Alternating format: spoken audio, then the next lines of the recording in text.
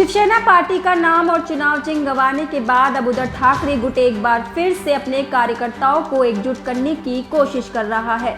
उद्धव ठाकरे ने सच्चे शिव सैनिकों को अपने साथ जोड़े रखने के लिए नई योजना बनाई है। इस योजना के तहत ठाकरे गुट पूरे महाराष्ट्र में रैलियों का आयोजन करेगा।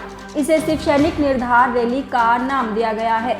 इस रैली के जरिए आगामी चुनाव में बीजेपी के खिलाफ पूरी ताकत के साथ लड़ने की शपथ शिव सैनिकों को दिलाई जाएगी। इस सिलसिले में 26 फरवरी को मुंबई में जम्बोरी मैदान में पहली शिव सैनिक निर्धार रैली का आयोजन किया गया है।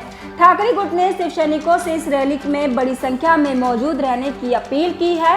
इस रैली में आदित्य ठाकरे शिव सैनिकों को संबोधित करेंगे। आपको बता दें कि एकनाथ शिंदे के नेतृत्व वाले गुट को असली शिवसेना मानने और उसे चुनाव चिन्ह धनुष एवं तीर आवंटित करने के निर्वाचन आयोग के फैसले को उद्धव ठाकरे गुट ने सोमवार को सुप्रीम कोर्ट में चुनौती दी है। वरिष्ठ अधिवक्ता अभिषेक मनु सिंघवी ने ठाकरे के नेतृत्व वाले गुट की याचिका को जल्द सूचीबद्ध करने के लिए चीफ जस्टिस DY चंद्रचूड़ की अध्यक्षता वाली पीठ के समक्ष मामले का उल्लेख किया।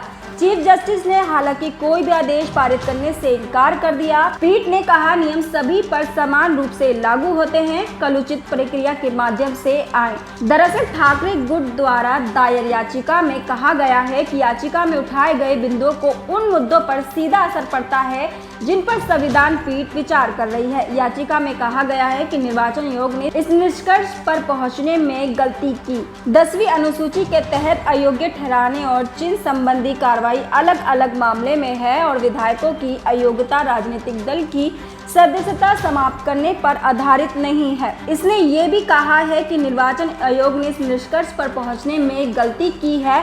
शिवसेना में विभाजन हुआ था। याचिका में कहा गया है, राजनीतिक दल में विभाजन हुआ, इसको लेकर कोई दलील और सबूत नहीं होने के चलते आयोग का निष्कर्ष पूरी तरह से गलत है। गौरतलब है कि उद्धव गुट के तरफ से दी गई याचिका में कहा गया है कि ठाकरे गुट के पास प्रतिनिधि सभा में भारी बहुमत है, जो प्राथमिक सदस्यों और पार्टी के अन्य हिताधिकारियों की इच्छाओं को प्रतिनिधित्व करने वाली शीर्ष संस्थान है। याचिका में कहा गया है कि निर्वाचन आयोग ने पक्षपातपूर्ण और अनुसूचित तरीके से काम किया है। निर्वाचन आयोग ने शुक्रवार को एकनाथ शिंदे के नेतृत्व वाले गुट को असली शिवसेना के रूप में मान्यता दी थी। उसे दिवंगत बालासाहेब ठाकरे द्वारा स्थापित अविभाजित शिवसेना का धनुष एवं तीर चुनाव चिन्ह आवंटित करने का आदेश दिया था।